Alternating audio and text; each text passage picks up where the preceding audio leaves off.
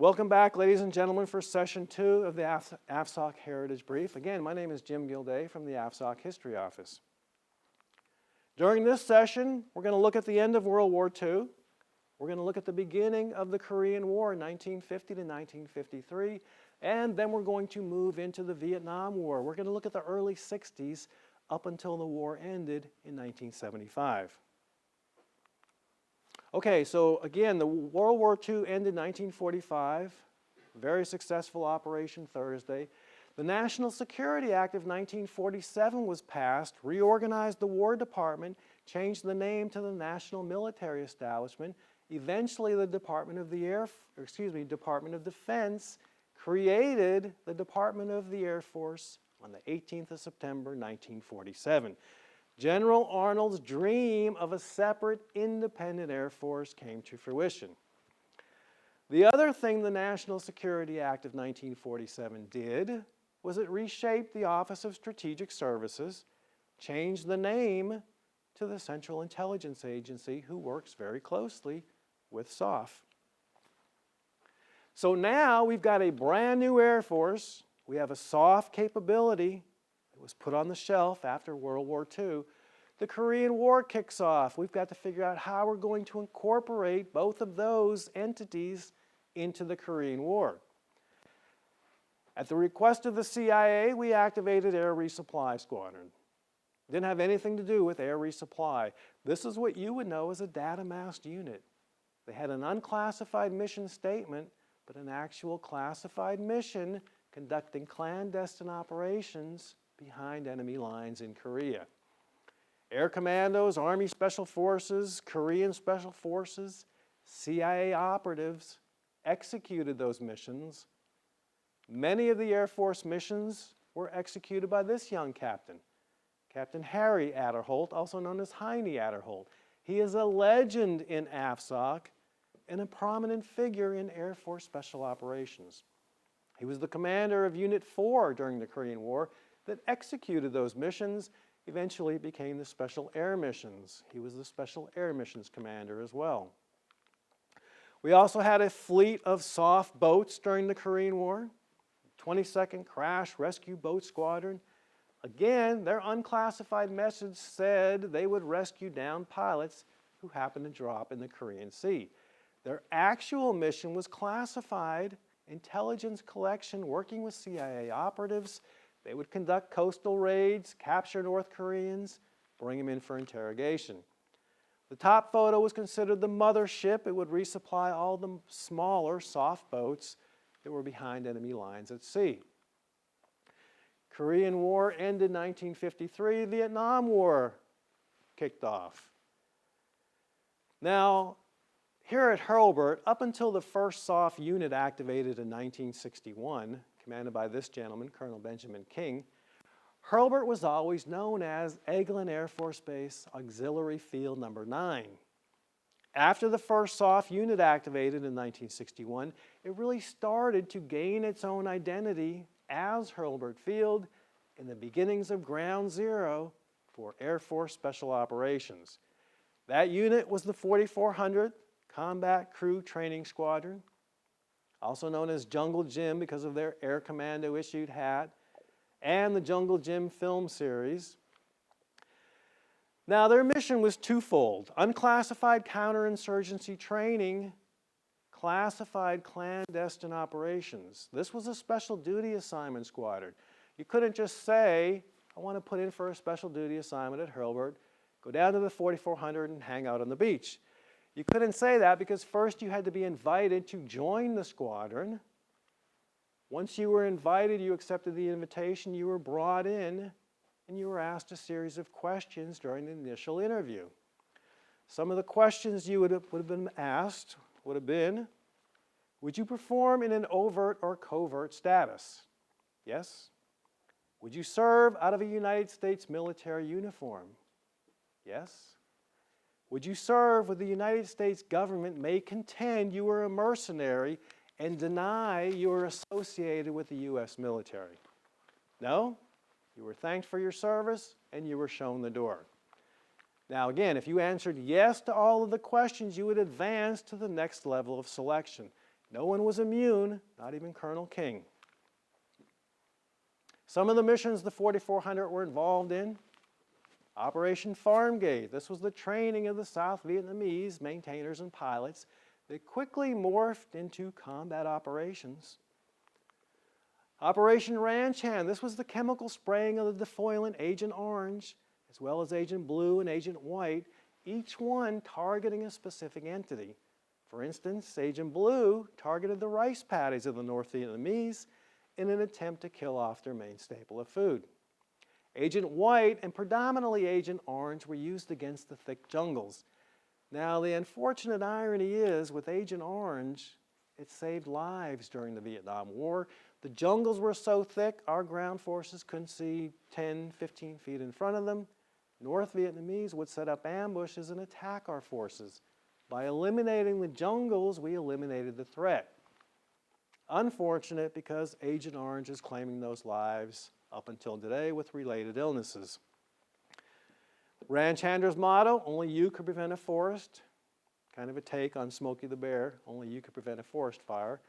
And the first aircraft we lost during the Vietnam War was a 123 Provider during a ranch hand mission. Butterfly sergeants. These were Air Force combat controllers who sat beside the pilot in the Pilatus Porter P-6 during the secret war in Laos. Usually they had a Laotian interpreter sitting in the back seat. They would identify targets from the air, mark them, usually by dropping a smoke grenade out the window, for ground forces to engage.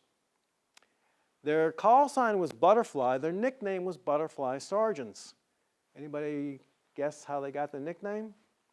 It was the early 60s heavyweight boxing champion Muhammad Ali. His motto was float like a butterfly, sting like a bee. That's what those combat controllers did. They floated among the treetops, identified targets for strike.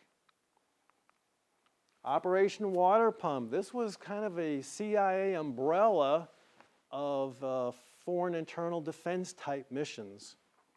Again, that gentleman with the circle, retired Lieutenant Colonel Jerry Klingeman, he was considered the godfather of the combat aviation advisors.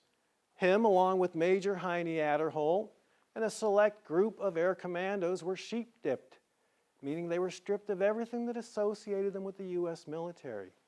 They were given fake identification that linked them as civilians working at the embassy, as they executed clandestine operations with Air America during the secret war in Laos. And then the landscape of the battlefield changed dramatically in 1964 with the arrival of the first gunship. AC-47 spooky gunship came on scene, and it was good, but it only had 3 7.62 millimeter guns. SOF wanted to convert C-130s to gunships and put cannons on them. Big Blue Air Force said, not so fast. We need all the 130s for transports right now, but we'll give you some 119s in the meantime. We said, okay. We took the 119s. We made 2 versions of the gunship. AC-119G, known as the Shadow, was used to support base defense. AC-119K, known as the Stinger, was used to support ground forces. Killed everything that moved along the Ho Chi Minh Trail. And finally, in 1968, SOF got their beloved AC-130 Spectre gunship with their 105 millimeter howitzers.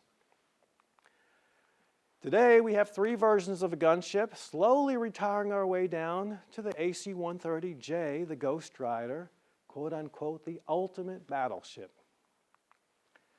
All right, perhaps one of the most notable missions supported by Air Force Special Operations was Operation Kingpin, the raid on the Son Tay prison camp, the 21st of November, 1970. Brigadier General Leroy Manor assembled a joint task force at Duke Field, Florida, again about 14 miles north of here, in a carved-out section of the Eglin Reservation, designated a restricted area. They built a mock-up of the Son Tay POW camp. It was a detailed mock-up where a pilot flying into the courtyard would see the same foliage, shrubs, and trees he would see as he flew into the actual Son Tay compound. For 77 days, they rehearsed over 150 times, performed over 1,000 sortie hours, going into Son Tay, getting our guys, and bringing them home. 2 weeks prior to execution, Vietnam suffered monsoon rain, caused flooding, caused the North Vietnamese to relocate the POWs from Son Tay to an alternate prison camp. When the raiders got there, with the exception of a small caretaker guard force that they quickly eliminated, the camp was empty. Now you may be asking yourself, well, how could this be one of the most notable missions if we got there and we didn't bring our guys home? 3 reasons. 1, no American raider was killed, captured, or wounded during infill or exfil, with the exception of a minor ankle injury and flesh wound. 2, the North Vietnamese, not knowing when, where, or how we would strike again to get our guys, closed the outlying POW camps, consolidated all the prisoners into 2 main camps in downtown Hanoi that drastically changed their living conditions. Now they were living in groups versus solitary confinement. They were starting to be treated better, better medical care. They were starting to get correspondence from home. In interviews, when we finally did get our guys home, we learned that the second order effects of Kingpin actually saved some of their lives. It gave them a renewed hope to live at the prospect of being rescued. And 3, this was probably a textbook case of a joint operation that was performed nearly flawlessly from training to execution. Lessons that would be lost 10 years later during Operation Eagle Claw. Okay, so the Vietnam War ended in 1975. From that war, we had 14 airmen earn the nation's highest award for extraordinary valor, the Medal of Honor. 5 of those 14 were SOF operators, these 5 gentlemen here. Upper left, Major Bernie Fisher, he became the first Air Force recipient to earn the Medal of Honor for action in 1966. Bottom center, A1C John Levitow was the last SOF operator to earn the Medal of Honor for action in 1969. Let's deep dive those 2 gentlemen. Major Bernie Fisher, he was an A1 Sky Raider pilot in Vietnam during a combat mission with his wingman, Major Jump Myers, pictured there on the right. Now, Jump Myers' A1 suffered surface-to-air fire, caused him to make an emergency crash landing in an abandoned airfield in Vietnam. Bernie saw where he went down, knew he was still alive because he had radio contact, told Jump Myers, I'm coming down to get you. Now, an A1 is similar to an A10 of today. So she's got a lot of firepower, normally could take a beating. Unfortunately, those rounds hit Jump Myers' A1 in all the right places to bring it down.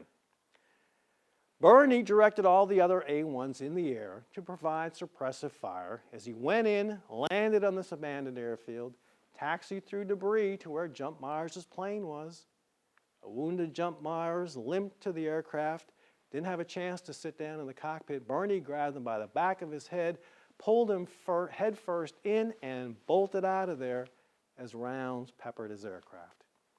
Again, Major Bernie Fisher, first Air Force recipient to earn the Medal of Honor. This photo here of his actual aircraft is on display at the Air Force Museum at Wright-Patterson, Ohio. Probably a name you're more familiar with, A1C at the time, John Levitow. He was a loadmaster aboard an AC-47 Spooky gunship in Vietnam during a flare mission, a 2 million candle power magnesium flare designed where you pull the pin, the flare activates.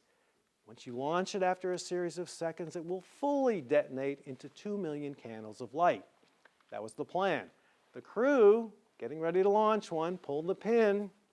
In that instance, the aircraft was struck by an 82 millimeter mortar.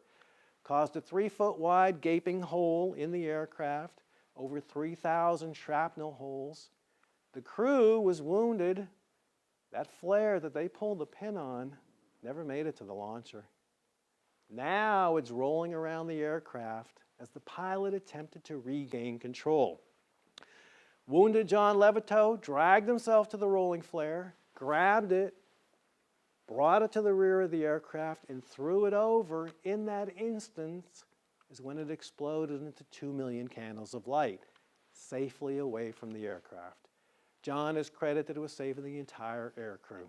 Again, that action in 1969.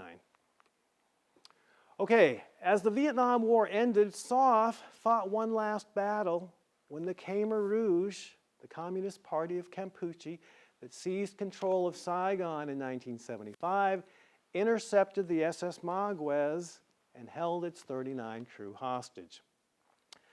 Now, the U.S. was a war-weary nation. Our government viewed this as an act of piracy, not an act of war. Unlike the 77 days preparation for Son Tay, SOF only had 3 days to generate an assault force. Most of our assets were already mothballed after the Vietnam War. Intel was sketchy. Joint training was nearly non-existent. Nevertheless, we actioned the targets, the SS Maguez and nearby Koh Tang Island. And here's what we can say for sure, is we acted decisively, we battled the element of the Khmer Rouge and defeated that element, and we got the 39 crew back, albeit in a roundabout way, but it came at a huge price. 15 SOF operators killed in action, 50 wounded in action, 3 missing in action, and another 23 security forces and air crew killed in a separate but related helicopter crash. All of the stars weren't properly aligned for a successful op during the Mayaguez incident. Okay, so this was our journey. Again, the end of World War II, to the Korean War, followed by the Vietnam War. If you have any questions, please email me, james.gilday@us.af.mil. And once again, thanks for your attention.